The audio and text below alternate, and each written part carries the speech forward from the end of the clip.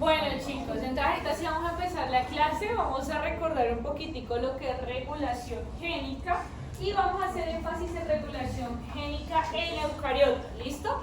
Entonces recordemos que nosotros para fines prácticos dividimos la regulación génica en eucariotas en tres partes, un parte de control de la transcripción, otro del control de procesamiento y otro del control de la traducción. En el control de la transcripción vamos a subdividirlo en dos categorías, que es el pretranscripcional y el transcripcional.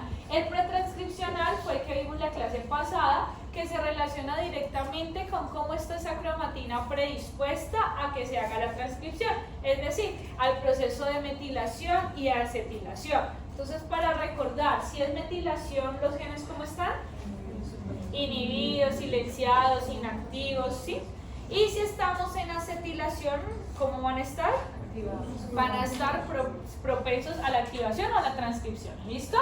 Como tal, luego vamos a ver la parte de la transcripción, que es cómo se une esa RNA polimerasa y cuáles son todos esos factores que intervienen en el inicio de la transcripción. Luego vamos a ver control de procesamiento, que es el procesamiento del ARN primario, lo hemos repetido varias veces, la parte del splicing alternativo, como una misma secuencia de ADN nos puede dar origen a diferentes transcritos, y también el transporte del RNA mensajero al citoplasma, que tiene que estar mediado, que requiere ciertas modificaciones, como son ¿cuáles?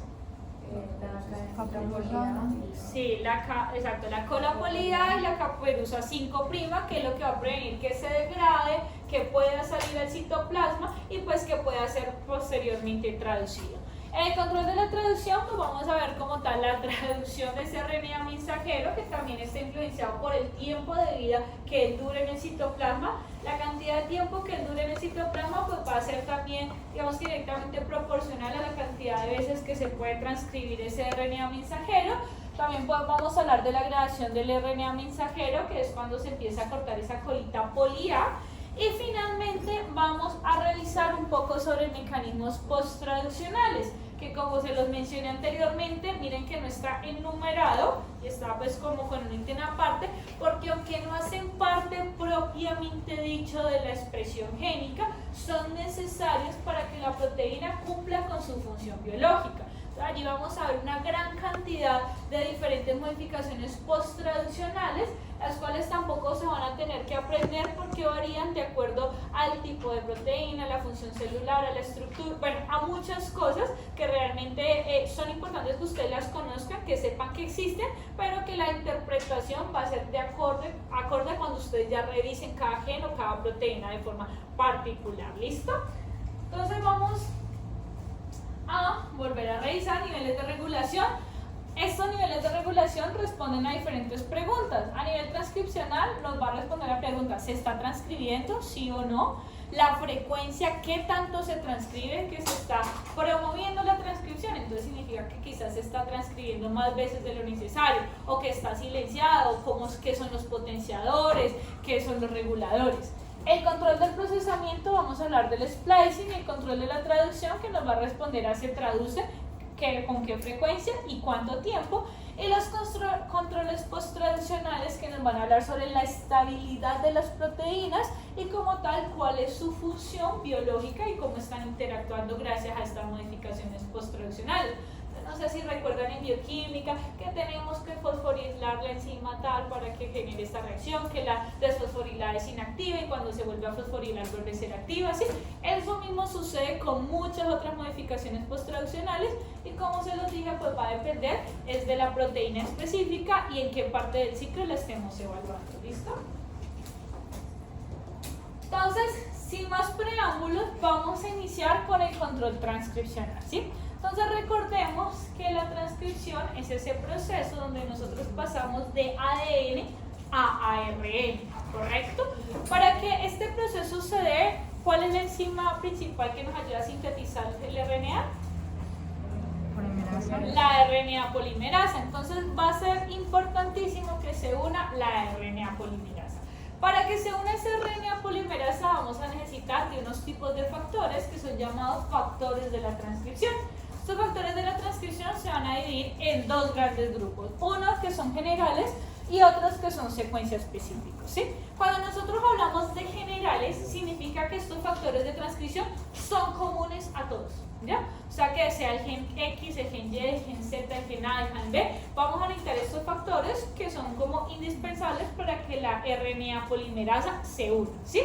Cuando hablamos de secuencia específicos, significa que son factores de transcripción o un conjunto de factores de transcripción que son específicos para que el gen X se active, ¿ya? Si ese conjunto de factores de transcripción no está, pues no se va a activar o no se va a activar también todo lo que necesitamos. Entonces, estos secuencias específicos son muchísimos, son dependientes también del tipo de gen que estemos evaluando, entonces pues tampoco es necesario que ustedes se los aprendan, sino que reconozcan que pueden interactuar 20, 30, 50 factores de transcripción diferentes para activar un gen independiente. ¿Listo? Aproximadamente del 5 al 10% de los genes codifican factores de transcripción. Y otra cosa importante es que estos factores de transcripción pueden ser activadores o pueden ser represores. Entonces, cuando hablamos de activadores o de potenciadores, estamos hablando de aquellos factores de transcripción que nos están promoviendo la transcripción, pero también pueden haber algunos represores o también conocidos como silenciadores, pues que significa que van a inhibir, inactivar, deprimir esa transcripción. ¿Listo? Los factores de transcripción son proteínas y estas proteínas pueden tener diferentes dominios o diferentes estructuras. Entonces tenemos unos, van a encontrar en la literatura hélice, girohélice, dedo de zinc, cremallera de leucina, y cuando uno, digamos que a nivel de estructura, ve estos patrones de plegamientos, uno puede pensar en que esa proteína sirve como factor de transcripción, ¿ya? No necesito que ustedes se aprendan cuál de cuál funciona, sino que son estructuras que son comunes en estos factores de transcripción, ¿sí? Pero no es necesario que ustedes se aprendan cómo se plegó exactamente ni cómo interactuó, porque como les digo, son muchísimos y son dependientes de cada tipo de proteína. ¿Listo?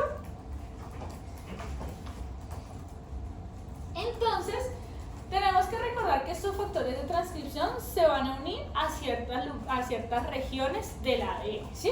Entonces, antes de revisar lo que dice allá, nos vamos a enfocar en esta gráfica, ¿sí?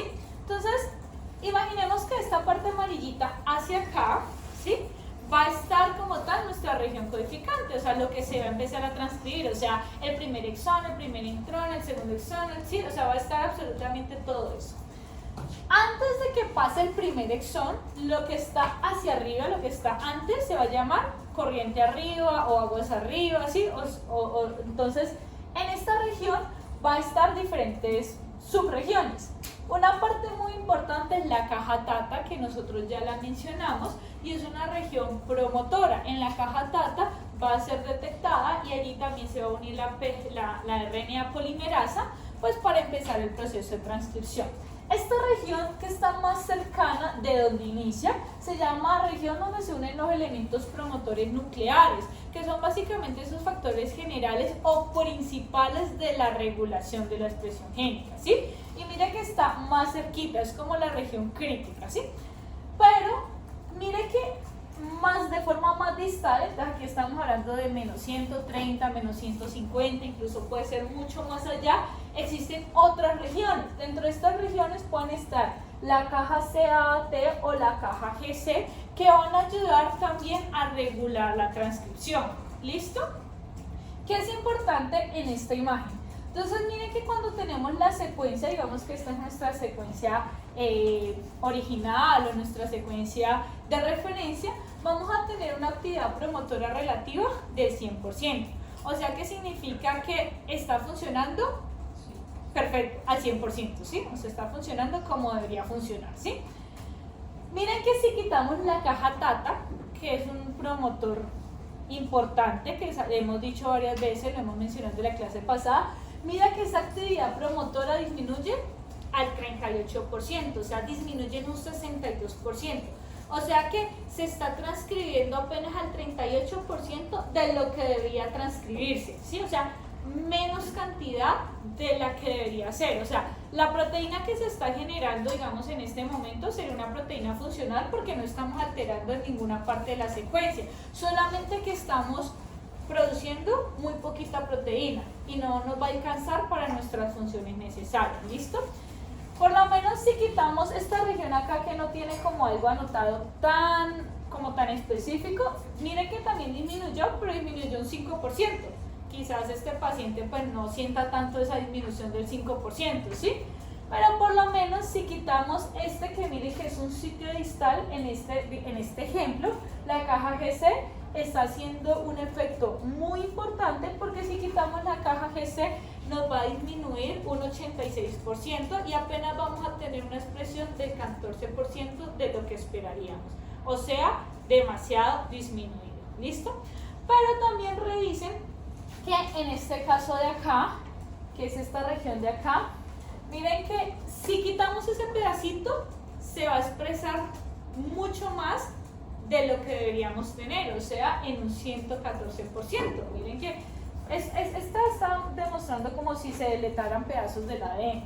O sea que nos va a generar más. Significa que probablemente esta regioncita aquí está haciendo un cofactor de represión y que si quitamos esa parte, vamos a tener una cantidad promotora relativa aumentada por encima de lo esperado. ¿Listo, chicos? Entonces, recuerden, para sintetizar, tenemos unos factores generales que son los comunes que se unen a la región promotora inicial. Tenemos unos factores específicos que, como su nombre lo indica, son específicos del gen o del transcrito que nosotros queramos empezar a transcribir. Y tenemos adicional dentro de la secuencia de ADN una región promotora con una caja TATA que está mucho más cercana como el inicio de la transcripción, pero tenemos otras regiones del ADN que pueden estar más lejos, ya sea corriente de arriba o corriente abajo, pero que también pueden influir en la cantidad de la transcripción de lo que estamos realizando. ¿Listo? Entonces ya después de haber analizado la imagen, vamos a definir qué es un potenciador. Entonces los potenciadores son regiones distantes de ADN con múltiples sitios de unión para activadores transcripcionales específicos. Pueden estar ubicados corriente arriba o corriente abajo del sitio de inicio de la transcripción, incluso invertidos sin afectar su capacidad de estimular la transcripción. La deleción de un potenciador puede reducir la transcripción en hasta 100 veces o más. O sea que miren la importancia de estas regiones que muchas veces no están muy bien descritas o que nosotros pensamos que como no está en la región codificante o la región que se lee, pues no nos importa. Y miren que puede afectar muchísimo la forma en la que se transcribe y actúan sobre el promotor nuclear con ayuda de los coactivadores. Los coactivadores son complejos grandes formados por múltiples subunidades, se dividen en dos grupos funcionales, unos que van a interactuar con la maquinaria de transcripción basal, que es la RNA polimerasa y todos sus factores de transcripción generales, que es lo que es común a todo el mundo, y otros que modifican la cromatina haciéndola más accesible para la maquinaria de transcripción, que se va a regular como pues por los sistemas de acetilación y de metilación. Entonces miren que todo va enlazado, no es como que una cosa suceda aparte y ya no vuelva a suceder, sino que todo se regula entre ellos y pues es importante como esa retroalimentación. Chicos, ¿quedó claro esto? Una pregunta. En lo anterior, digamos, tú decías que si se eliminaba, por ejemplo, las cajas TATA, solamente como que reducía la cantidad de veces que se hacía, pero no cambiaba como la forma de la proteína, digámoslo así.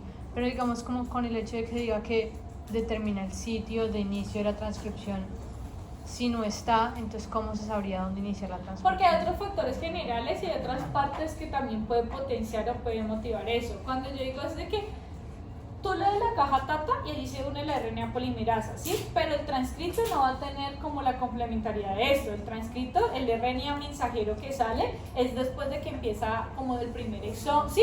O sea, todo lo que sigue allí para Pero allá. entonces igual habría otro factor que le dice como... aquí Sí, te pueden puedes- haber otros factores, ¿ya? Por eso digamos que son mucha suma de muchas cosas y también va a depender del gen, ¿ya? Hay genes que digamos que si solo tiene la caja tata, pues puede ser que eso quede la expresión reducida a cero, ¿ya? Pero si hay genes que tienen más potenciadores, puede ser que ni siquiera se sienta tanto sí, el cambio. Entonces por eso les digo que esto es un ejemplo lo que pasó con esta región genómica, ¿ya?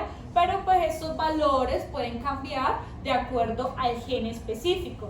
Cuando estemos digamos que revisando variantes y estemos haciendo ya el diagnóstico genético, vamos a utilizar una herramienta que se llama Genome Browser y básicamente nos aparece el genoma y nos aparece anotado parte por parte si se une un potenciador, si se une un cofactor, ¿sí?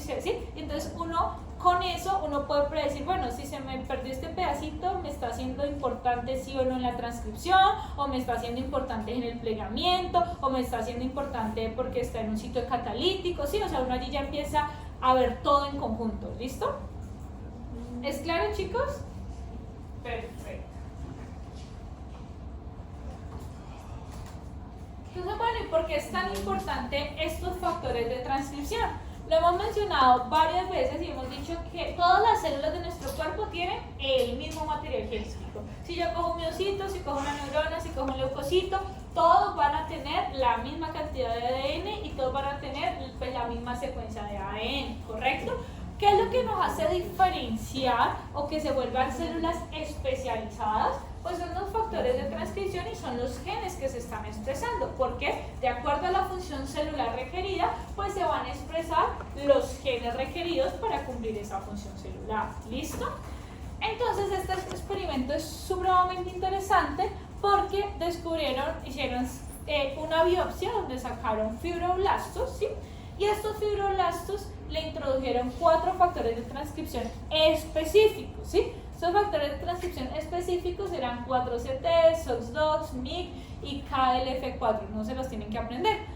Lo importante es que se los agregaron a los fibroblastos, los hicieron empezar a reproducir varias veces y lo que hicieron es que esas células se desdiferenciaron, o sea, se fueron hacia atrás. Ellas eran fibroblastos, ¿cierto? Que ya solamente podían ser fibroblastos, pero se convirtieron en células pluripotentes.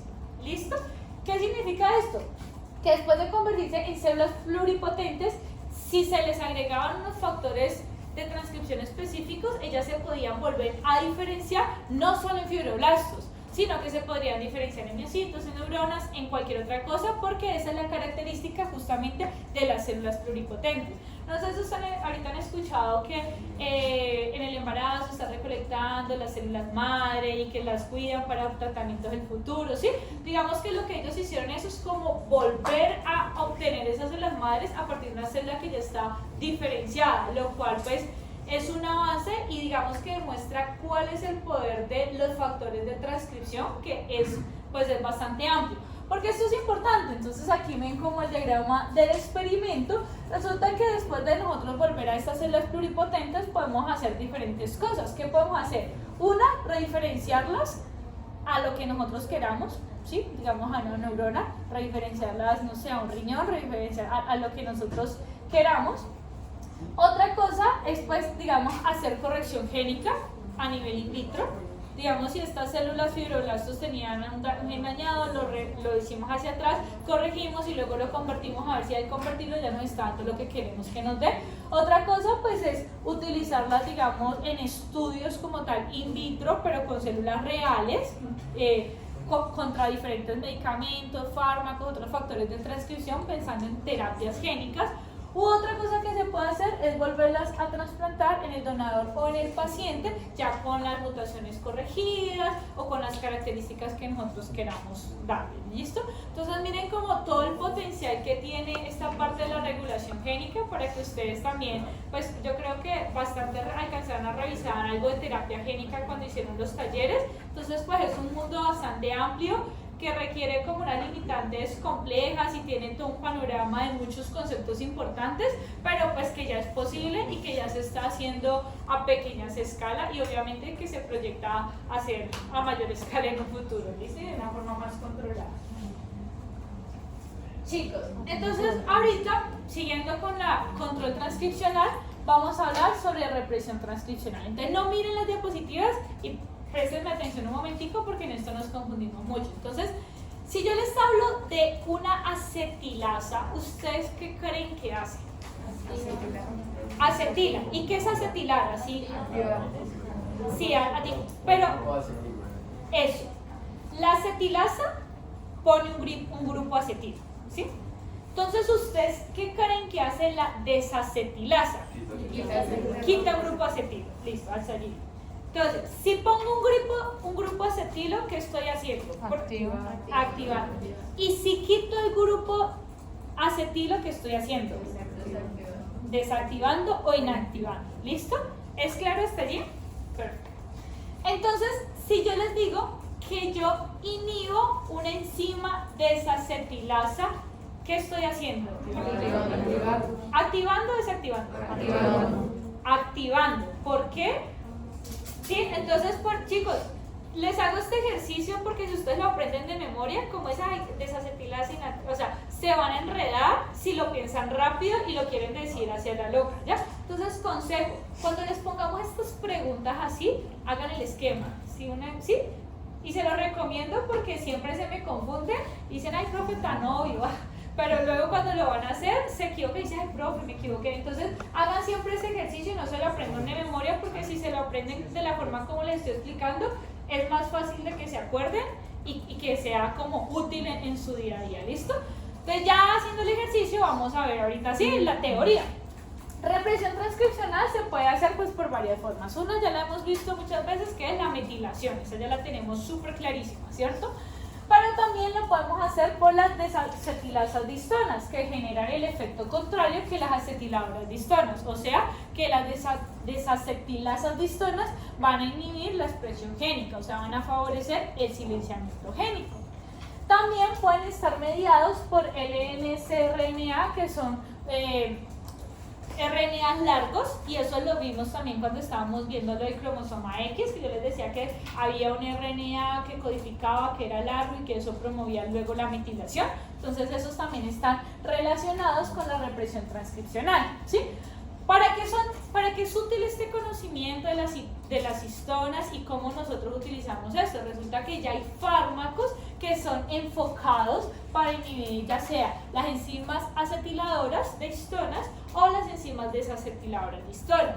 ¿De qué va a depender? Y chicos, también esto es importante que lo tengan en cuenta. ¿De qué va a depender qué es lo que yo quiero hacer? Si promover o silenciar, pues a quién está afectando, ¿sí? Si yo digo que quiero promover la expresión génica para curar el cáncer, ¿ustedes de quién creen que yo voy a promover la expresión génica? ¿De quién? De los reguladores, sí. De los reguladores del ciclo celular, ¿sí? Y si yo quiero inhibir, ¿a quién quiero inhibir?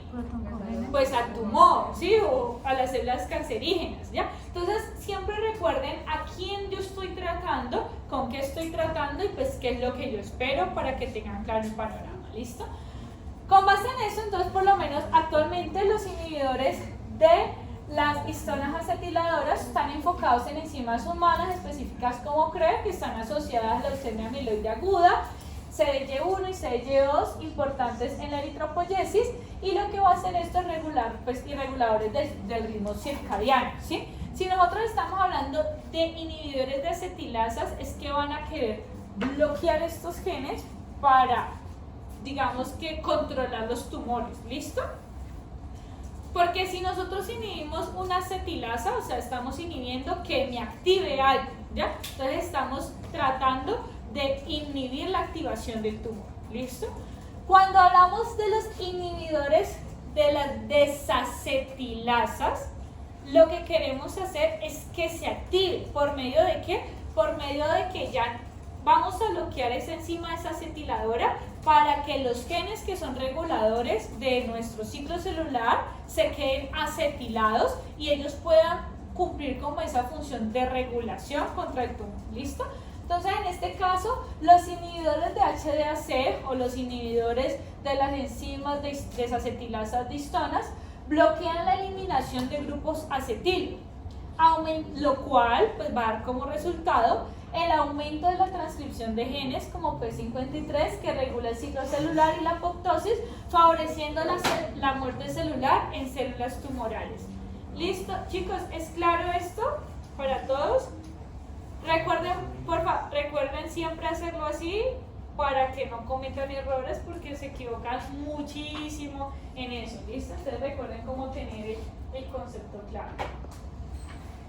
Bueno, siguiendo en la parte del control transcripcional y ya en la parte de la metilación del ADN, hemos hablado siempre de metilación y acetilación a nivel pretranscripcional, ¿sí? A nivel pretranscripcional, la metilación y la acetilación se da a nivel de histonas. O sea, realmente eso es una modificación posttraduccional de las histonas, que son proteínas de empaquetamiento, ¿sí?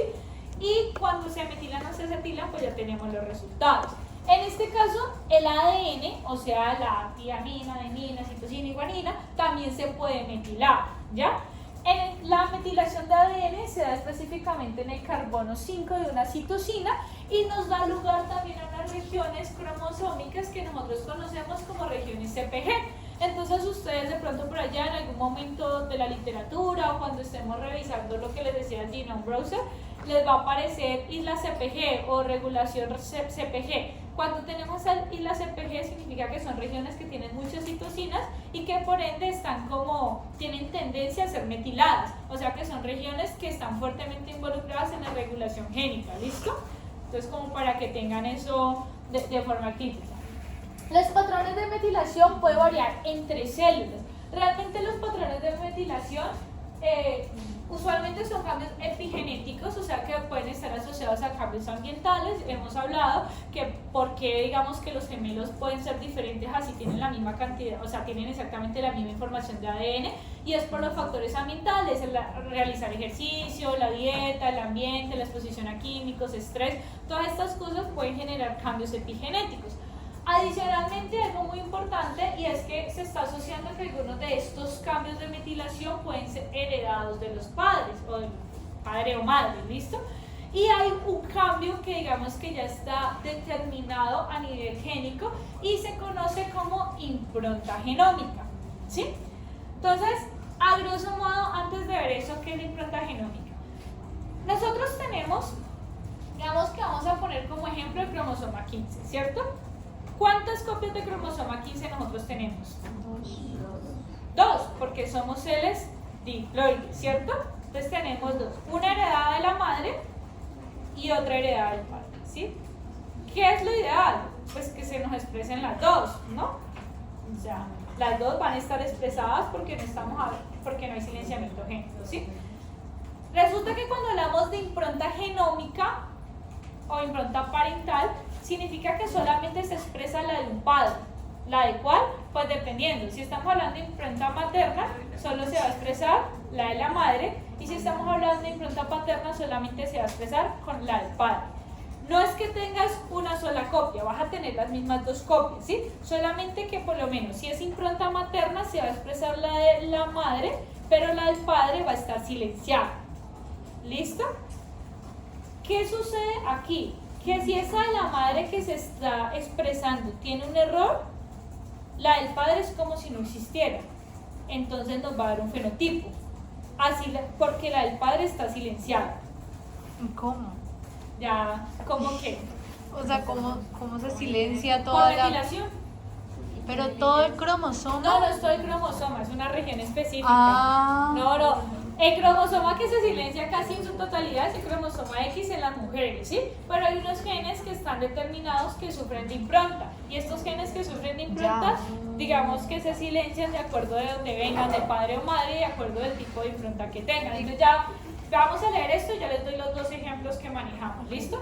Entonces dice, impronta genómica es un proceso epigenético. Recuerden que cuando hablamos de epi es como afuera, o sea que es afuera de nuestra secuencia de ADN, sino que está dado por factores externos, ¿sí? Por eso es un proceso epigenético en el que ciertos genes se expresan dependiendo de si provienen del padre o de la madre debido a la metilación selectiva del DNA. Esto regula la activación y inactivación de los alelos heredados de cada progenitor. Ejemplos, aquí hay uno del IGF2 y de KVLQT1, pero vamos a ver dos que supongo que van a ver genética que son mucho más comunes, que se conoce por lo menos el síndrome de Angelman. Entonces, en el cromosoma 15, estos dos que vamos a ver son de cromosoma 15, ¿ya? Entonces, el síndrome de Angelman es un trastorno genético que afecta principalmente el sistema nervioso, ¿ya? Está causado por la ausencia de una copia materna funcional de gen V3A, o sea que el tipo de impronta en este caso es la materna, ¿sí? En la mayoría de tejidos se expresan ambos alelos sin impronta, que es lo ideal y lo que sucede con la mayoría de los genes. Pero en el cerebro solo se expresa el alelo materno, que es impronta específica de tejido. Es decir, que en el cerebro, ¿cierto? Necesitamos que la copia materna esté bien, porque la copia paterna va a estar silenciada y no va a expresar, es como si no fuera funcional. ¿Sí o como sí si siempre no fuera... en todos? ¿Ah? ¿En todos sí o sí siempre? En todos los humanos sí. Para este gen V3A tenemos impronta materna. O sea que en ti, en mí, en nosotros, en vosotros, en todos se va a expresar V3A materno. ¿Esto significa que todos nosotros tenemos ese alelo materno de V3A? Bien. Porque si tuviéramos el materno mal, tendríamos síndrome de Angelman, así el paterno estuviera bien. O sea, el paterno allí lo excluye. ¿Por qué? Porque se silencia. ¿Cómo hacen para silenciar el que está, solo el si el que paterno? tiene que expresarse está malo, automáticamente el otro se silencia, como que eso predomina sobre el otro? No, esto, no. Digamos que los procesos de metilación, esa pregunta está buena y ya respondo, ya enlazo con eso. Los procesos de metilación actualmente están siendo muy estudiados porque es algo que no se sabe a ciencia cierta cuál es el mecanismo específico común en el que sucede. Entonces sabemos que hay unos niveles de metilación que son causados por radicales libres, por estrés, por factores químicos. Ahorita está muy en furor que la dieta, que tal cosa, ¿sí? Y todo eso realmente sí afecta a los patrones de metilación y esos son los cambios epigenéticos, ¿sí?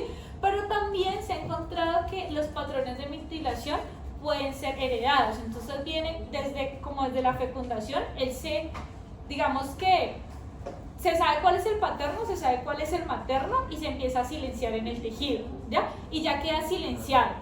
O sea, bien, es heredado. Esa parte de la metilación ya viene heredada. Entonces, y va a depender del tipo de gen. Y ya está determinado. O sea, digamos que no todos los genes les pasa esto y son poquitos, son menos de 100 genes los que sufren de improntas, ¿ya? Y pues obviamente hay que revisar y cuál es el mecanismo específicamente. ¿Qué es lo importante aquí? Que digamos yo no podría así apagar este y prender el del papá. ¿Cómo? Yo no podría apagar el de la mamá y prender el del papá. Pues podríamos, o sea, no he revisado eso, pero digamos que si yo les dijera a ustedes, denme una propuesta terapéutica basado, como les dije en el taller, esa sería una muy buena respuesta. ¿Tú cómo lo harías? Nada, me tiró este y ya se tiró el otro. Así facilísimo, ya mismo. Entonces tendrías que buscar como enzimas desmetiladoras, ¿sí? Y empezar como a jugar con esas cosas, pero digamos que ese es el pensamiento que quiero que desarrollen aquí. Bueno, si está aquí, esto es un problema, pero justo por esta problemática que es la impronta, la solución ¿cuál sería? Metilare que está dañado y acetilare que está bueno, ¿ya? O sea que es una... ¿Qué pasa con esto específico? O sea, tendrías que hacer, digamos que específico para esa región para que no te dañe el resto de cosas, ¿no? Porque acuérdate que hay que ser siempre específicos en la biología molecular. Dime. Pero digamos que en este caso tocaría que nos diéramos cuenta que el niño desde que está, pues desde que está como en la barriga de la mamá se cuenta que trae este problema y ahí se arreglarlo o se podría cuando estuviera aquí. Uy, yo creería que desde que está en la parte materna, porque si no ya no hay marcha atrás. Con lo que está apuntando Yuji, pero entonces, si él heredó esto de la mamá y la mamá tenía una alteración en el gen, entonces eso significa que igual la mamá también tiene el problema. No necesariamente, porque qué tal que la copia paterna del papá silenciada era la que estaba mal, la mamá no la tenía porque era la copia paterna de ella, pero ella se la heredó. O sea, hay un 50-50 de que salga con o sí. Hay sí, pues si tú tienes la... O sea, la mamá es solo como, ¿cómo se dice eso? Carrier. Sí, portador. Eso. Sí, en ese caso la mamá sería una portadora. Wow, qué cool. Claro, y tú dices, y mira que funcionaría como si fuera autosómico dominante, porque con que tú tengas esa copia dañada, se te va a presentar. O sea, si tú tienes la copia materna dañada, se te va a presentar. Pero mira que el patrón no es autosómico dominante, Sí, porque la no. mamá sería una portadora diferente. Entonces, por eso es un mecanismo de herencia diferente, que no está ligado como tal a, digamos que al patrón de herencia común del gen, sino que está ligado a los patrones de metilación que están expresados en el gen. ¿Sí? Respecto a lo que tú me dices, toca que revisar muy bien cuál es la fisiopatología de la enfermedad, porque hay algunos daños, la mayoría de daños neurológicos son como por acumulación de sustancias tóxicas, y digamos que muchas de las enfermedades de este tipo, si ya, o sea, hay que prevenirlas, porque si ya están, ya no se puede como reparar el daño o revertir el daño que está. O sea, que sería o hacer un diagnóstico supremamente temprano para que el daño no sea tan severo, o pues tratar de predecirlo antes. Igual, hay formas, estos cambios epigenéticos son medibles, y hay formas, digamos, por medio de secuenciación, o hay metodologías también por qPCR, y ahorita con Nanopore, cuando veamos secuenciación, digamos, de Oxford o de nueva generación, hay forma de nosotros ver si las enzimas o si las regiones están metiladas o no están metiladas, y eso nos ayuda como a deducir un poquitico cómo está haciendo esa expresión génica. O también la otra ya es medir directamente, o sea, eso sería para ver si están metiladas o no metiladas. Y la otra forma es ya medir la expresión génica, que lo vamos a ver con PCR cuantitativa, que ya es ver, bueno, cómo, porque la metilación es un solo factor, ¿sí? Entonces también se miden allí los factores de transcripción, se miden otras cosas para ver cuál es el resultado final de lo que se están transcribiendo. Y si uno ya quiere ver cosas más allá, puede ver también resultados de proteómica o metabolómica, que ya es bueno, sí, o sea, se pueden ir evaluando a diferentes niveles. Profe, es que me perdí al inicio, o sea, digamos, el factor se expresa en todos, ¿no? Digamos, el materno. Pero mi pregunta es, el del padre no siempre está silenciado, o sea... Ese sí, ¿no? Ese sí, en la neurona. Es que hay cierto tipo de genes que... Okay. Espérate, ya voy. Ya saco los marcadores. Es el momento de sacarlo. Te voy a esperar si puedo responder. Si yo pusiera el pedacito de gen del papá en la mamá, Si tú pusieras igual funcionaría, o simplemente porque sea el del papá ya no funciona. No. O sea, tú lo que, un ejemplo, si esta parte tiene una mutación, si la de la mamá tiene una mutación, y la mutación es la que está dañando, podríamos hacer edición génica y corregir la de la mamá y listo, ¿ya? Con una terapia génica, ¿sí? Sí, también se podría dar reemplazo. Un ejemplo, si sabemos que lo que nos está produciendo es una proteína, entonces pues se podría dar la proteína ya sintetizada, ¿ya? O se podría dar el transcrito para que luego sea codificado, ¿sí? O sea, toca que ver bien el mecanismo específico de la enfermedad, por eso era tan importante el taller de la vez pasada, para uno poder dar la respuesta a la terapia específica. O hacer un intercambio de secuencias, porque se puede. Sí, o sea, digamos que todo se puede, pero por lo menos lo de los fibroblastos que les conté, o sea, si yo les digo, es que he convertido un fibroblasto en una neurona, ustedes van a decir, ¿sí? O si usted hace 20 años se les hubiese ocurrido eso, la profesora te hubiese dicho, pero miren que si es posible, pues obviamente no es como que, ¡tarán! Fibroblasto, neurona, o sea, no se hace así, pero pues, digamos que con la biología molecular y con unos procesos, pues sí es posible, ¿sí? Entonces, volvemos aquí. Entonces resulta que nosotros tenemos, le vamos a poner, entonces le vamos a, ¿ya? ¿Ya entendí qué? ¿Qué? No. Marcador. Marcador. Esta es mamá y este es papá, ¿cierto? Entonces ellos lo heredaron y me dieron un hijo, ¿cierto? Entonces digamos que la mayoría de tejidos, Todo está bien. pues yo soy re mala dibujando, ¿no? Digamos que esto es un ojito, que esto es un corazón, ¿sí? Lo que sea. En ambas, en la mayoría de tejidos, Está bien. se van a expresar Ambos. ¿cierto? No sé cómo hacer un cerebro, pero voy a tratar de Es una neurona. No, El es cerebro un más cerebro, así. Qué pena, yo no tiene artes. Esto es un cerebro, ¿cierto? En el cerebro va a estar nomás la copia de la mamá y la de copia del papá está inactiva, silenciada, ¿sí? En la de todos nosotros. En la de todos. Eso me parece re loco. ¿Sí? Sí. La mayoría de nosotros, o sea, la mayoría no, todos nosotros en este momento estamos así. Nuestra copia materna está bien y por eso no tenemos síndrome de Angelman, ¿cierto? Si por lo menos alguno de nosotros tuviese una mutación o una deleción o cualquier cosa le hubiese pasado a ese alelo materno, ¿sí? Lo que va a pasar pues, es que va a dar un síndrome de Angelman. Así esta copia esté bien. ¿Por qué? Porque esta copia está silenciada, está guardada. O sea, el cerebro no la ve, no la visualiza. ¿Por qué? Porque está metilada. ¿Listo? Tengo dos preguntas. La primera, digamos, en cualquier otro órgano o cualquier otra cosa, ¿es suficiente con que la del papá esté bien? Sí. O sea, yo en realidad solamente necesito una copia para la mayoría de cosas. Depende, o sea, depende de... Para el síndrome de Angelman, sí. ¿Sí? O sea, para el síndrome de Angelman, sí, nos compensa, ¿sí? En el caso de impronta, para el síndrome de Angelman, solamente es en el cerebro y solamente está sucediendo esto cuando tenemos la copia materna dañada, ¿listo? Pero vamos a ver ahorita el síndrome de Prader-Willi, que no es específico de tejidos, sino que en todos los tejidos se silencia la copia materna. Ok. Si uno activo. Es lo mismo que yo estoy pensando. Si uno activo en el papá, no pasa nada. Tienes que... Sí, correcto. Por eso es tan tenaz, por eso estamos hablando que es como si la mamá fuera portadora. No, espera, les explico lo que le pregunto. Resulta que la mamá, chicos, presten atención. Resulta que la mamá también tenía una mamá y tenía un papá, ¿cierto? Teóricamente aprende. Bueno, el dato. No, ay, era lo que era el parcial, no me entiendes.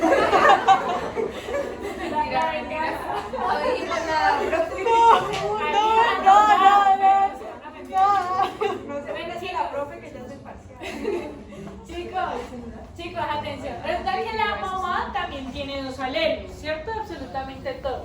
Resulta que la mamá, este era el alelo materno de la mamá. ¿Sí? ¿Sí? O sea, era la abuela materna de nuestro paciente, ¿sí? ¿Hasta allí claro? Listo. Entonces resulta que la mamá tenía el paterno silenciado, o sea que este estaba silenciado. ¿Sí? Y este era el que estaba funcionando. Como este estaba completico, pues no pasaba absolutamente nada y ella no tenía síndrome de Angelman, ¿cierto? O sea que es como si actuara como una portadora, que es lo que me preguntaron, ¿sí? Lastimosamente la mamá le heredó el malo al hijo. Y como este es el materno del hijo, entonces sí lo presentó. ¿Listo, chicos? Profe, ¿te puedo volver en eso? ¿Me puedes decir? ¿Te puedo devolver en eso? Sí, sí. No entendí ¿Lo de qué? ¿Qué me servía a mí la hélice y la cosita? Solo para saber que habían varias, ¿no? ¿Cuál hélice? ¿Cuál hélice? La hélice alfa, la hélice vuelta, hélice la... No te sirve eso de nada. De nada. O sea, solo... Solo No, que no. hay diferentes y ya. Eso es como la forma en la que se pliegan usualmente los factores transcripcionales. Pero no te... No, ignóralo. Hay que saberlo. Sí, es... Eso no me lo voy a preguntar. No, en el es parcial. no, tranquila. Ahorita, ¿qué hélice? ¿De qué está? Yo te hablé. Era un proceso de cerebro.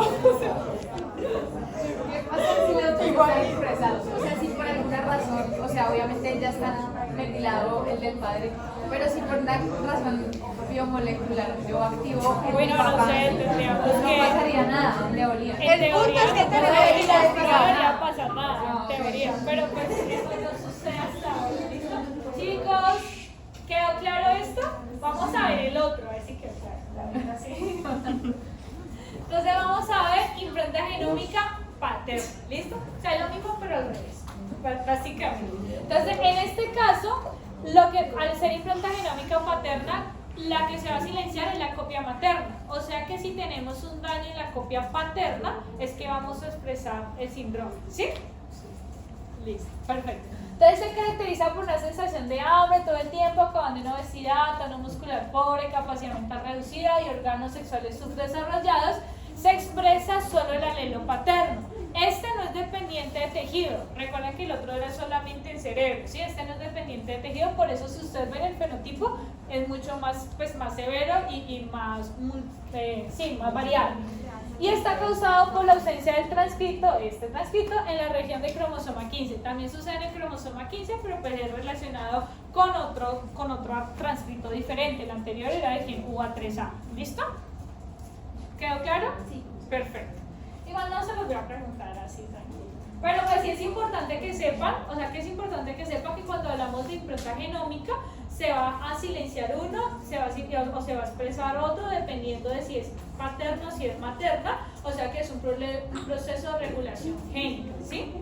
Eso sí es importante que tengan claro el concepto macro de lo que es impronta genómica. Listo, chicos, entonces ahorita ya vimos lo que es control transcripcional, ¿sí? Todas las partes del control transcripcional. Vamos a pasar ahorita a control del procesamiento. En esta parte vamos a hablar del corte y el empalme del RNA mensajero. Esto lo paso rápido porque ya lo hemos hablado pues varias veces. Y básicamente es lo que hemos, chicos, y básicamente es lo que hemos revisado, que los intrones y los exones se pueden pues acoplar de diferentes formas, lo cual puede generar transcritos alternativos. ¿Por qué son importantes estos transcritos alternativos? Porque nos pueden generar isoformas de diferentes proteínas, porque pueden ser como específicos para diferentes cosas. Y cuando estemos revisando las bases de datos, vamos a encontrar que hay un transcrito canónico. El transcrito canónico pues es el que uno espera que sea el de todo el mundo, ¿ya? Pero pues hay algunas variaciones que pueden ser menos funcionales que otras, pero igualmente pues no tanto como para desarrollar un fenotipo, ¿sí? O sea que pueden tener ciertas modificaciones, pero pues pueden igualmente siendo funcionales. Y todo eso se debe gracias a ¿qué? Al splicing. También pues tenemos un empalme alternativo, que son sitios de empalme débiles, que es lo que básicamente es lo que nos genera ese empalme alternativo, y que va a ser pues dependiente también de condiciones ambientales o diferentes estímulos. Y esta parte que es la adición del RNA, que es como una curiosidad y se ha descrito en receptores de glutamato, donde se cambia la adenina por una inosina porque se pierde un grupo amino del nucleótido. Este cambio y esta pérdida del grupo amino hace que se lea como si fuera una guanina, entonces pues me va a cambiar básicamente todo ese nucleótido por y este cambio sucede en la parte del RNA mensajero, y es un cambio que está bien, no es una mutación, sucede siempre en el cerebro para los receptores de glutamato. ¿Qué me va a generar eso? Pues recuerden que nosotros leemos por tripletas y que si cambio pues un nucleótido, pues al final nos va a terminar cambiando un codón. ¿Listo? ¿Quedó claro, chicos? No.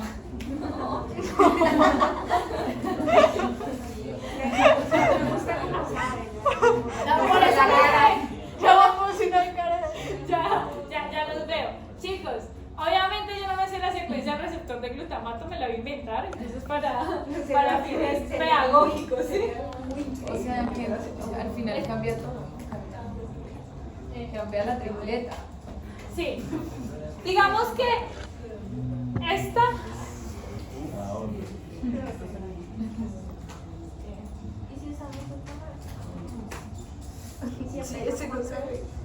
¿y si qué? ¿Sí? Ay, Dios. Y lo borra. O sea, todos si ya no lo ven aquí, chicos. Grave. ¿Allí? ¿Ya lo ven? Sí. ¿Sí? Listo. Ya lo ven. Si no, me para de tirar. Chicos, presten atención. Digamos que este es el RNA mensajero que codifica para el receptor de glutamato, ¿cierto? Y así es como sale. Mensajero. Sí, este es el RNA, sí. ¿Sí? ¿Listo?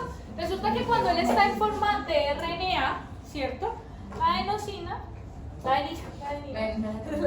adenina se convierte en inosina. ¿Por qué? Porque se le quita un grupo amino. Siempre. ¿Ah? Siempre. Sí. es lo Sí, normal. en el receptor del glutamato. Esto es lo normal, esto es lo que sucede, ¿sí? O sea, esto está bien, esto no es una mutación, ¿sí? Pero mire que esto no es a nivel de replicación, esto es a nivel de transcripción. Estamos hablando del procesamiento como tal, sí, a nivel transcripcional, pero en el procesamiento del RNA mensajero, como en esa maduración, ¿listo? Entonces a esto se le cambió una I. Como tripletas. Entonces queda así, ¿sí? Pero entonces mire que dice que al traducirla se lee como, Juanita. o sea que es básicamente como si cambiara.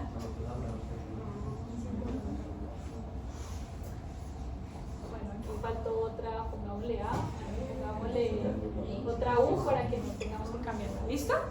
Entonces mira que lo que antes era esta tripleta que era UGA, GCA, UU, quedó convertida en UGG, GC y GU porque se hace este cambio de adenina por inosina. Sigue siendo mRNA. Y sigue siendo RNA. ¿Listo? Pero no, sí, O sea, este es RNA Ah, se lee como guanina. y se lee como guanina, sino que cuando está... Pero realmente sí. Pero Sí. ¿quién lo lee como guanina? Espérense, callemos. Hasta aquí es RNA, ¿cierto? Entonces llegó aquí en este RNA, salió el citoplasma y ya está en el citoplasma, Con su colita. ¿cierto? Y resulta que llegó el RNA de transferencia y esto lo leyó, ¿ya? Este UGI, él no lo va a leer como UGI, sino que lo va a leer como si fuera UGG. Y va a poner el aminoácido, que no me sé cuál es, que codifica a UGG, ¿sí? ¿Sí, chicos? ¿Es claro? Entonces mira que esta es una modificación que está sucediendo en la parte como tal de la transcripción, en esa como maduración del RNA, ¿cierto? Pero pues que está teniendo un efecto en la parte de la traducción. Pero si nosotros vemos el DNA sigue siendo el mismo, o sea, el DNA no me está cambiando O por sea, el inosina. DNA sería ese mismo allá. Sí, el DNA sería el que viene. Este es, como esto tiene U, esto no puede ser DNA. Al inicio, sí, no. Pues Es esa el que- auge, el Sí, anterior, el anterior a este, la plantilla de este. Ok. ¿Sí? Sí. ¿Ya? auge. ¿Sí? Listo. Chicos, ¿es claro hasta aquí? ¿Qué? Auge. Porque así empiezan. Sí, auge es el Es el que- primer, es la el primero. metionina. Pero Empezaría con auge. Pero ignora. Ya, sí, ya, No me la Perdón, confundo. ya Ya olvidamos. resolvimos la duda y quedó No, mentiras, mentiras. ¿Sí quedó claro, chicos? O sea, lo que quiero que sepan es que este cambio no está sucediendo a nivel de DNA. Este cambio está sucediendo a nivel del RNA mensajero. Es un cambio normal, no es una mutación, no es un error. Es una forma que, digamos que, como de una forma alternativa de que esa misma secuencia de ADN pues nos codifique algo que es específico para el receptor de glutamato. ¿Listo, chicos? ¿y por qué no la serie desde el comienzo? Continuamos. Largo. Chicos, entonces vamos a ver el control traduccional. Entonces vamos a ver pues que son 3 puntos como importantes, que es la localización del RNA mensajero en ciertos sitios dentro de una célula. Sabemos que tiene que salir al citoplasma para poder hacer esta traducción. Si un RNA mensajero se traduce y con qué frecuencia, y la vida media del RNA mensajero, cuánto tiempo se traduce, ¿listo? Entonces pues la localización, ya hemos hablado que tiene que ser una localización citoplasmática, que para eso pues tiene que estar bien la caperuza 5' y la colita poli A, y que las colas poli A tienen que ser aproximadamente 200 adeninas, ¿sí? Esto le da como una vida media más larguita. Cuando las adeninas o la colita poli A, cuando ella sale con su cola poli A, ¿cierto?, al citoplasma, hay unas nucleasas. Esas nucleasas lo que van a hacer es que le van a ir como comiendo pedacitos de la cola colía, o sea que esa colita colía se le va a ir acortando. Cuando se le acortó totalmente la colita polía en menos de 30 nucleótidos, pues digamos que se degrada, digamos que se muere, pero más científicamente se degrada el RNA mensajero, y al degradarse pues ya se deja de traducir, porque pues si se degrada ya la plantilla desapareció. ¿Listo, chicos? Hemos hablado de las colas UTR3', presenta sitios de unión para proteínas específicas que estabilizan el RNA mensajero, y las interacciones con microRNAs con regiones UTR3'. Resulta que esto es, recuerden que no todos los DNA o todos los RNA son codificantes, no todos los RNA son RNA mensajeros, ¿sí? Hay diferentes tipos de RNA. Ya les he hablado de los largos que sirven para la metilación, pero también hay unos microRNA o hay unos RNA que se llaman RNA de interferencia y básicamente esto lo que sirve es para la regulación. Entonces cuando ellos se pegan a ciertas estructuras, digamos, del RNA mensajero, pues también pueden inhibir esa traducción, o sea que sirve. ¿De qué va a depender? Pues del tipo de RNA, de cuál gen es, de dónde se pegó, sí, o sea, hay muchas cosas, pero sepan que tienen un efecto regulatorio, ¿listo? Y básicamente con eso terminamos la parte de regulación de expresión génica hasta donde debería ir. Ahorita vamos a mencionar brevemente lo que es el control post-traduccional o las modificaciones post-traduccionales, que se las he hablado varias veces. Y en esta tablita que no necesito que se aprendan, pero sí necesito que recuerden que hay unas modificaciones post-traduccionales de fosforilación, glicosilación, acetilación, metilación, ubiquitinación, etc. Yo que quiero que se aprendan de esta tabla, no que me hace cada una, porque eso va a depender de la proteína y como en la ruta metabólica en la que esté enfocada, ¿listo? Y dependiendo en relación a qué metabolito lo estemos revisando, ¿listo? Lo que necesito que ustedes, chicos, tengan en cuenta es que si yo les digo que estamos hablando de una ubiquitinación, no me digan que es un problema en la replicación, ¿sí? O si yo les diga que me den un ejemplo de un problema transcripcional, no me digan glicosilación, ¿sí? Sino que sepan a qué cosa pertenece cada una. Entonces, dentro de las modificaciones post-traduccionales tenemos fosforilación, glicosilación, acetilación, metilación, ubiquitinación, proteólisis, palmitolización, carboxilación, hidroxilación, etc. ¿Listo? Una importante que vamos a revisar así como brevemente es, digamos, la ubiquitinación, que está fuertemente relacionada con la degradación de proteínas o como la señalización de que esa proteína ya tiene que ser degradada. En este caso está nuestra proteína, ¿sí? Va a llegar una molécula de ubiquitina, va a requerir ATP, o sea que requiere energía para este proceso, y las colitas de ubiquitina se van haciendo largas. Entre más largas, pues como que más señales de alarma en que se tiene que degradar. Después de que tiene esa colita, ya se dirigirá al proteosoma, donde la proteína va a ser degradada y pues va a ser liberada obviamente ADP y los aminoácidos. Y recordemos que estos aminoácidos básicamente son reciclables y con estos mismos aminoácidos pues se van a formar otras proteínas necesarias. ¿Listo, chicos? No es necesario que se aprendan qué hace cada una de las cosas, sino que sepan que ese grupo de los que les mencioné son y pertenecen a las modificaciones post-traduccionales. ¿Listo? Profe, ¿y se toma como excepción metilación y acetilación que pueden Sí, ser claro, allí se distintas? toma como excepción metilaciones. Sí, obviamente no les voy a preguntar como coneja cascarita, sino que más extremo, ¿listo? Sí, claro. Ay. Oye, que la escucharé diría que los juicios son re duros y todos sacan 5. No, no, yo no estaba hablando de ti. Pero porque las explicamos muy fácil. Bueno, chicos, entonces esto es un resumen y digamos que esta tablita es buena que la revisen como para que tengan el panorama completo. Obviamente aquí está muy chiquitica, pero en PDF pues lo pueden ampliar mejor. Básicamente este resumen cuáles son los mecanismos que nosotros hemos revisado y como de forma sintetizada dónde está ocurriendo y en qué nos sirve. Entonces recordemos, hay unas pretranscripcionales, hay unas transcripcionales, están unas de procesamiento del ADN, hay unas traduccionales y pues las que ya son post-traduccionales. ¿Listo? No voy a entrar en detalle en esto porque es el resumen de lo que ya hemos visto anteriormente.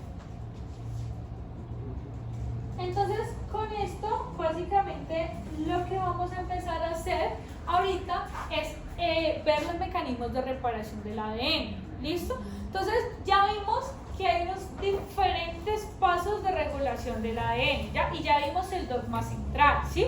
Y pues se supone que todo tiene que funcionar ideal porque por eso pues estamos aquí y somos personas sanas y pues estamos funcionando adecuadamente.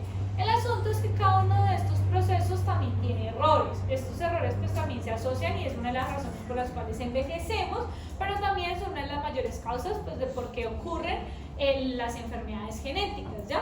No todas las mutaciones son malas, hay mutaciones que son benéficas y pues que eso es lo que nos ayuda a adaptarnos a nuestro medio ambiente, pero es importante que las células tengan unos mecanismos de reparación del ADN. ¿Listo? Entonces vamos a ver un video que es bastante sencillo, es muy de muñequitos, préstenle bastante atención porque es súper muñequitos y muy animado, pero la verdad que está muy bien explicado. O sea, si lo entienden con los muñequitos, lo entienden con lo siguiente, ¿listo?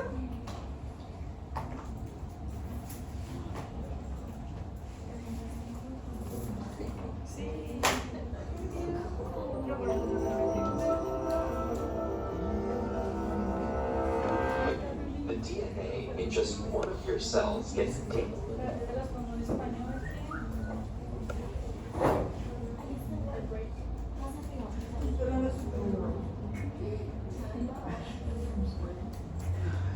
Damaged tens of thousands of times per day. Multiply that by your body's 100 trillion or so cells, and you've got a quintillion DNA errors every day. And because DNA provides the blueprint for the proteins your cells need to function, damage causes serious problems, such as cancer. The errors come in different forms. Sometimes nucleotides, DNA's building blocks, get damaged. Other times nucleotides get matched up incorrectly, causing mutations. And nicks in one or both strands can interfere with DNA replication, or even cause sections of DNA to get mixed up. Fortunately, your cells have ways of fixing most of these problems, most of the time. These repair pathways all rely on specialized enzymes. Different ones respond to different types of damage. One common error is base mismatches. Each nucleotide contains a base, and during DNA replication, the enzyme DNA polymerase is supposed to bring in the right partner to pair with every base on each template strand, adenine with thymine and guanine with cytosine. But about once every 100,000 additions, it makes a mistake. The enzyme catches most of these right away and cuts off a few nucleotides and replaces them with the correct ones. And just in case it missed a few, a second set of proteins comes behind it to check. If they find a mismatch, they cut out the incorrect nucleotide and replace it. This is called mismatch repair. Together, these two systems reduce the number of base mismatch errors to about 1 in 1 billion. But DNA can get damaged after replication too. Lots of different molecules can cause chemical changes to nucleotides. Some of these come from environmental exposure, like certain compounds in tobacco smoke. But others are molecules that are found in cells naturally, like hydrogen peroxide. Certain chemical changes are so common that they have specific enzymes assigned to reverse the damage. But the cell also has more general repair pathways. If just one base is damaged, it can usually be fixed by a process called base excision repair. One enzyme snips out the damaged base, and other enzymes come in to trim around the site and replace the nucleotides. UV light can cause damage that's a little harder to fix. Sometimes it causes two adjacent nucleotides to stick together, distorting the DNA's double helix shape. Damage like this requires a more complex process called nucleotide excision repair. A team of proteins removes a long strand of 24 or so nucleotides and replaces them with fresh ones. Very high frequency radiation, like gamma rays and X-rays, cause a different kind of damage. They can actually sever one or both strands of the DNA backbone. Double strand breaks are the most dangerous. Even one can cause cell death. The two most common pathways for repairing double strand breaks are called homologous recombination and non-homologous end joining. Homologous recombination uses an undamaged section of similar DNA as a template. Enzymes interlace the damaged and undamaged strands, get them to exchange sequences of nucleotides, and finally fill in the missing gaps to end up with two complete double-stranded segments. Non-homologous end joining, on the other hand, doesn't rely on a template. Instead, a series of proteins trims off a few nucleotides and then fuses the broken ends back together. This process isn't as accurate. It can cause genes to get mixed up or moved around, but it's useful when sister DNA isn't available. Of course, changes to DNA aren't always bad. Beneficial mutations can allow a species to evolve, but most of the time, we want DNA to stay the same. Defects in DNA repair are associated with premature aging and many kinds of cancer. So if you're looking for a fountain of youth, it's already operating in your cells, billions and billions of times a day.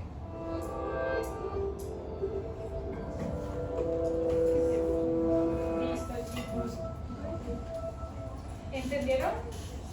Sí. Entonces, bueno, hacia la idea. ¿Por qué formas o por qué métodos se nos puede dañar el ADN? ¿Cuáles vieron allí?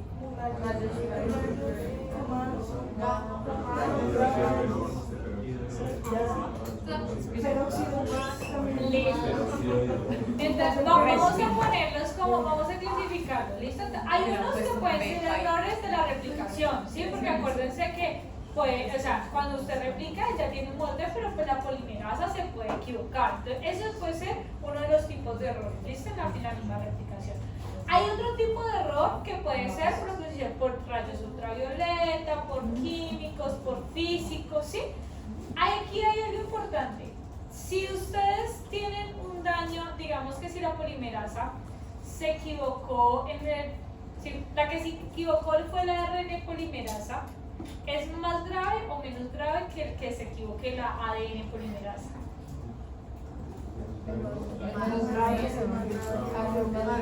Vamos a ver, de nuevo. Pero ¿cuál de los? Tenemos ARN polimerasa acá y ADN polimerasa acá, ¿listo? ¿Quién vota por cuál es la más grave? ¿Que se equivoque la RNA polimerasa o que se equivoque la DNA polimerasa? Entonces, ¿quién vota por la ARN polimerasa como más grave? 2. ¿Y quién vota por la ADN polimerasa? ¿Y los otros? No vinieron. Bueno, chicos, entonces es más grave que se equivoque la DNA polimerasa. ¿Por qué? Porque si se equivoca la RNA polimerasa, va a generar un transcrito mal y una proteína mal, pero y ya, fue una, ¿sí? Fue, digamos, todo lo que se transcriba de ese solo RNA mensajero, ¿listo? Y ya, cuando el RNA mensajero se degrade, ya, todas las demás cosas, todas las demás copias están bien. Pero si lo que se equivoca, chicos, atención, pero si lo que se equivoca es la DNA polimerasa, recuerden que ella es semiconservativa, o sea que ese error va a servir como molde y va a propagar ese error y propagar ese error y propagar ese error. Entonces significa que a partir de allí, tanto transcripción como traducción como todo lo demás va a estar mal. O sea que digamos que eso es un punto importante. Hay otro punto importante, chicos, otro punto importante que cuando estamos, digamos, expuestos a daños físicos o a factores físicos, a factores químicos que modifiquen nuestro DNA, es que cuando tenemos mutaciones somáticas, ¿sí? Solamente va a ser afectada la persona que se expuso a esa mutación. Entonces me explico. Si yo trabajo en el laboratorio con bromuro de tidio y entonces me dio un cáncer porque yo sí intercalé, pero hasta allí fue, pues entonces a la persona que le da el cáncer soy a mí. Pero si yo estoy en el embarazo y pues tuve una alteración, esas mutaciones se pueden ir heredando. Entonces cuando hablamos de mutaciones somáticas, significa que es como a nivel de las células que no son germinales, o sea que se nos van a expresar en nosotros, pero que no necesariamente va a ser hereditario. Cuando hablamos de mutaciones germinales, significa que las vamos a ir heredando, ¿ya? Entonces, por lo menos en el cáncer cuando hablamos de mutaciones somáticas, pues puede ser que por la exposición a, ya sea al cigarrillo, por la exposición a sustancias químicas, a todas estas cosas desarrollamos un cáncer, pero lo podríamos visualizar como un tipo único de cáncer y sin ningún antecedente familiar, solamente una particularidad, ¿ya? Cuando hablamos de mutaciones germinales, digamos, relacionadas al cáncer, es cuando vemos la historia de que la abuela, la tatarabuela, la tía materna y todos por allá han tenido historia de cáncer, entonces uno allí ya pensaría en una mutación germinal, ¿listo? Eso para tenerlo en cuenta desde ahora y también pues les va a servir para gente. Entonces, Vamos a ver los diferentes tipos de daños del ADN. Yo no necesito que se aprendan todos tampoco, pero que sí tengan en cuenta al menos los principales, lo que les acabo de decir, de que hay unos factores externos, de que hay unos procesos propios de errores de la replicación. Y pues básicamente todo esto son las causas comunes y la descripción. Esto lo pueden revisar después, pero básicamente son como los diferentes mecanismos físicos o químicos que pueden generar los errores. Y aquí sí vamos a entrar a los sistemas de reparación del ADN, que esto sí necesito más que nos concentremos más. Entonces van a dar una reparación por escisión de bases. Entonces dice, corrige daños en bases nitrogenadas individuales con desaminación o oxidación. Y el mecanismo principal es que la ADN glicosilasa elimina la base dañada seguida de una exonucleasa y la ADN polimerasa repara la cadena. Básicamente, en palabras simples, ¿qué es? Hay una base que está dañada. ¿Por qué? Porque se le agregó un grupo metilo, un grupo amino, o sea, se le hizo algo que no se le tenía que hacer, ¿ya? Se examinó, lo que sea. Entonces esa base ya no es la base que debía estar bien. ¿Qué pasa? La quitamos y la reemplazamos. Básicamente es eso. Como es por decisión de bases, significa que básicamente vamos a cambiar y quitar esa, pero pues como siempre tenemos los vecinitos, se nos van unas 3 o 4 al ladito, o sea que el corte es chiquitico, es como del alrededor del lugar, porque es un daño particular, ¿listo? Es muy similar a la reparación por escisión de nucleótidos, solamente que en esta va a haber unas lesiones más grandes, como los dímeros de timina causados por radiación ultravioleta. Los dímeros de timina, recuerden, son regiones donde, digamos, tenemos, no sé, citosina, adenina, aquí hay una timina y aquí hay otra timina. Cuando recibimos luz ultravioleta, esas timinas forman enlaces covalentes, ¿sí? Que son mucho más fuertes. Al tener esos enlaces covalentes, la cadena se deforma, hace como un cambio estructural, eso es detectado y lo que se hace es que se quita el pedazo completo, o sea, se quita un pedazo mucho más grande. Entonces, estos dos mecanismos son muy similares, solamente que el de base son unas poquiticas y el de nucleótidos es una región mucho más grande. Claramente, como lo ven, pues cambian algunos mecanismos, pero lo que necesito que se aprendan es como lo global, ¿listo? Aquí hay algo que se llama reparación por recombinación homóloga, que fue el que vimos en el video. Resulta que a veces, también por daños externos o por los rayos gamma, se fractura el DNA a la mitad, lo rompemos, lo fraccionamos y quedó aquí una hebra y acá la otra mitad de la hebra, ¿cierto? Cuando lo hacemos con homólogo es como si nosotros tuviésemos una plantilla, ¿ya? Entonces nosotros estamos viendo el rompecabezas, entonces nosotros, mira, este es así, y entonces nos ayudamos a rellenar, a hacerlo con base en la plantilla, ¿listo? Cuando nosotros hacemos reparación por unión de extremos no homólogos, se me partió el vaso y lo pegamos así, sin importar si se cayeron piezas, nosotros no sabemos si se cayeron piezas, si no cayeron piezas, porque no tenemos una referencia. ¿Cuál de esos creen ustedes que puede introducir más errores? El de no homólogos, ¿sí? Porque no tenemos una referencia, entonces se está uniendo efectivamente el ADN, las dos hebras, pero no estamos sabiendo si está bien unido o si no está bien unido, ¿listo? La reparación de mismatch, que es lo que sucede básicamente en el mismo proceso de replicación, cuando nos equivocamos, entonces también corregimos, quitamos esa base y ponemos la base correcta. Y la reparación de ruptura de una sola hebra, que básicamente va a funcionar muy similar a los otros dos mecanismos, desde que quitamos esa parte y rellenamos, pues, como tenemos que rellenar. ¿Listo? Entonces vamos a ver. En estos sistemas de reparación hay uno que es muy poco común, que es el de la fotoliasa, y es que en la misma situación, cuando hay dímeros de timina, que es causados por luz ultravioleta, las procariotas, o sea, como bacterias, ellas tienen una enzima fotoliasa que rompen estos dímeros de timina y hace que pues se repare el DNA. ¿Listo? Nosotros no tenemos esta enzima. Como nosotros no tenemos que entonces quitar el pedazo completo y reemplazar.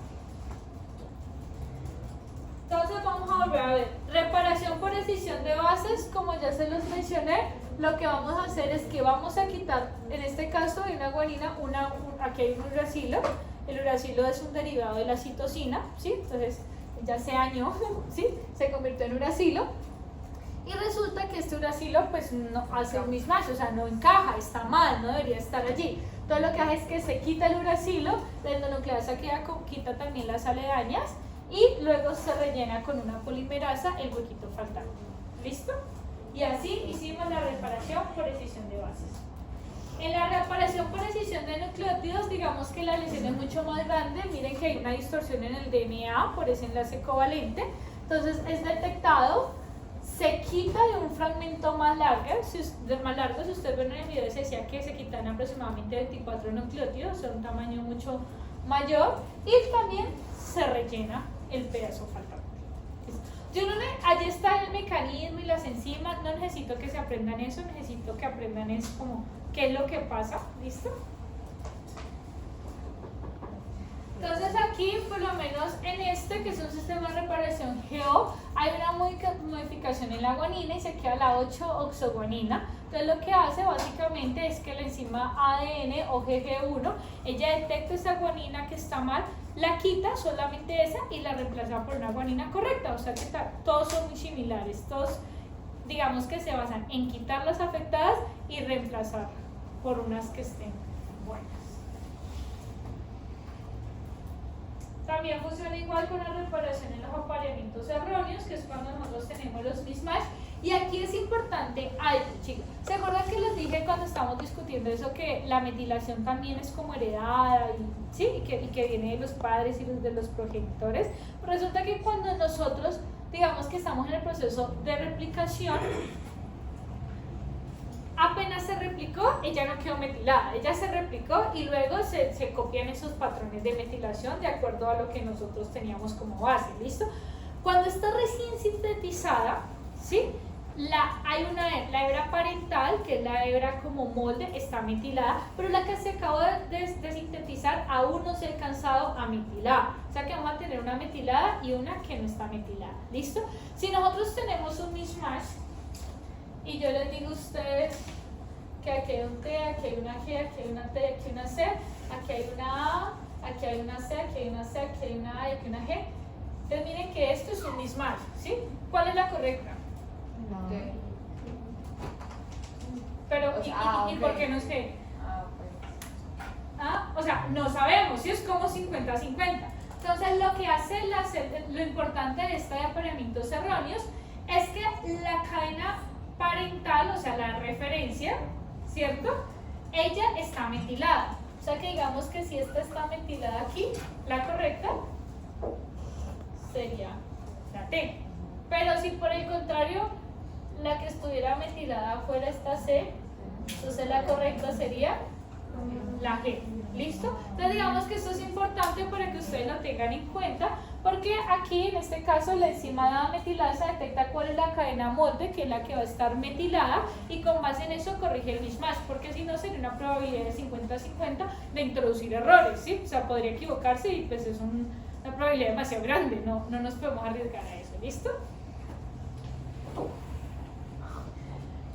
Esta que es la que dije, unión de extremos no homólogos, entonces esto es cuando hay una ruptura de la doble cadena, o sea, cuando literalmente se separa y lo fragmentamos, y lo que pasa en este caso es que nosotros tenemos que identificar, nosotros no tenemos un molde, entonces lo unimos como nos dé, pero no nos damos cuenta si nos quedaron pedacitos, si se nos cayeron nucleótidos, por decirlo así. ¿Cuál es la desventaja de esto? Que puede introducir más errores. ¿Qué tan grave es el error? Depende de qué, depende de la región donde se haya fragmentado, depende si lo que se cayeron fueron 3 nucleótidos, o fue un solo nucleótido, o fue un gen completo, o fue un exón, sí, o sea, un intrón. Entonces dependiendo de eso pueden ser los daños, pero pues usualmente va a generar mutaciones. ¿Listo? Y la unión de extremos homólogos, vamos a tener una cromátida hermana que lo que va a hacer es que nos va a servir como molde para complementar, o sea, es como nuestro boceto para complementar la cadena y poder ver, bueno, es que se nos cayó un pedacito, entonces utilicemos esta con molde y completémosla, y entonces esta va a ser mucho más precisa y mucho más eficaz, que es lo que nosotros queremos realizar. ¿Listo? Pero si es cromatida hermana, ¿no tendrían que estar como los dos? O Dime. sea, si es con cromatida hermana, ¿no tendría que estar como duplicado el ADN ya. Sí, por eso se funciona solo en la fase S y G2, cuando existe una Ah. cromatía hermana. Por eso no se puede hacer siempre. Ya. ¿Listo?